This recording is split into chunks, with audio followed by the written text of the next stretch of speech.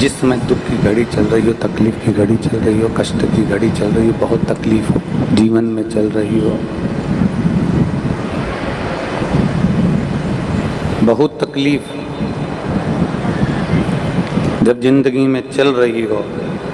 उस समय पर 2 बेलपत्र और 2 पुष्प,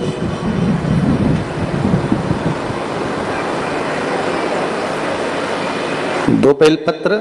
और 2 पुष्प, एक पुष्प लाल लेना है, एक पुष्प लाल लेना है और एक पुष्प श्वेत लेना है।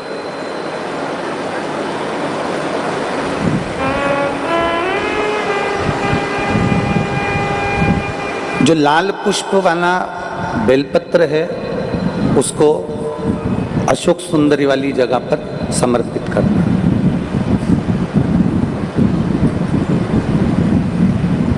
और श्वेत पुष्प वाला जो बेलपत्र है, सफेद पुष्प वाला जो बेलपत्र है, उसको भगवान शंकर का जो शिवलिंग है, भगवान शिव का जो शिवलिंग है उस पर समर्पित करना।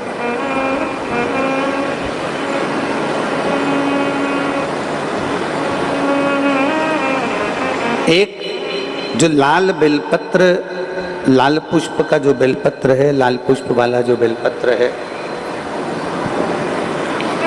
लाल पुष्प का जो बेलपत्र है वो बेलपत्र अशोक सुंदरी वाली जगह पर, और श्वेत पुष्प का जो बेलपत्र है वो सफेद पुष्प वाला बेलपत्र भगवान शंकर के शिवलिंग पर समर्पित करो।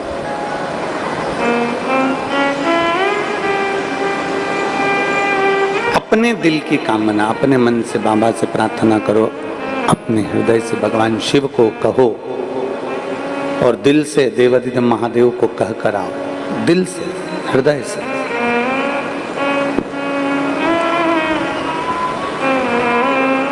जब दिल से बाबा देवादिदेव महादेव से कहोगे,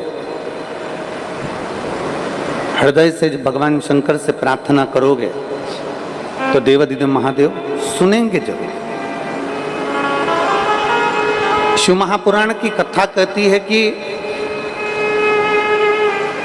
विषम परिस्थिति में,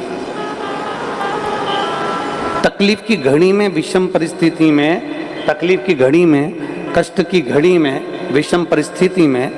प्रयास करो कि हम शंकर और पार्वती, शिव और पार्वती को पुकारें। विषम परिस्थिति हम भगवान शंकर और पार्वती जी का स्मरण करें। कई लोग कहते हैं कि गुरुजी हम शिव जी को जल चढ़ाते हैं और देवादिदेव महादेव को जल चढ़ाते हैं, तो क्या पार्वती जी को भी जल चढ़ाने जाना पड़ेगा? पार्वती जी को भी जल चढ़ाने के लिए जाना है? शिव महापुराण की कथा कहती है, आप अगर हृदय रखकर जड़ ध्यान देंगे, जैसे ये शिवलिंग है, ये जलाधारी है, और अगर आप हृदय रखकर जब हम देवादिदेव महादेव को जल चढ़ाते हैं, शंकर जी को जल चढ़ाते हैं, और वहीं जल चढ़ाते चढ़ाते आप अशोक सुंदरी वाली जगह अर्थात माता पार्वती जी का हस्तकमल और अशोक सुंदरी वाली जगह पर भी अपने जल को थोड़ी सी धार लगा देते हैं, तो शंकर और पार्वती दोनों को ही वो जल समर्पित हो जाता है। वैसे तो शिव महापुराण की कथा ये कहती है कि केवल एक देवादिदेव महादेव को जल चढ़ा देने से, शिव महापुराण की कथा कहती है केवल एक देवादिदेव महादेव को जल समर्पित कर देने से 33 कोटि देवता, चाहे फिर उसमें गणेश जी हो, कार्तिकेय जी हो, जगदम्बा अम्बा हो, चाहे नवग्रह देवता हो, चाहे पंचलोकपाल हो, षोडश मातृका हो, 64 योगनियां हो, सारे देवी देवता उस शंकर भगवान के शिवलिंग में विराजमान हैं। तो शिव महापुराण की कथा कहती है जब हम एक लोटा जल, जैसे हमने